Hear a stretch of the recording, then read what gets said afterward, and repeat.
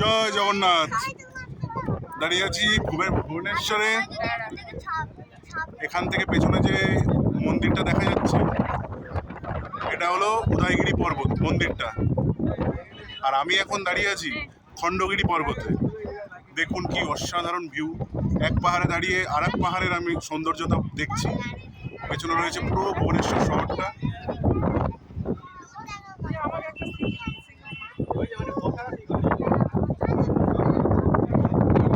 খুব সুন্দর লাগছে, অসাধারণ ভিউ, দারুণ হাওয়া চলছে।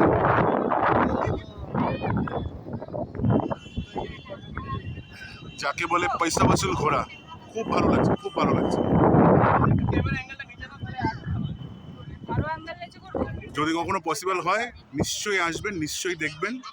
ভীষণ সুন্দর, তবে প্রচুর পরিশ্রম করে উপরে উঠতে হবে।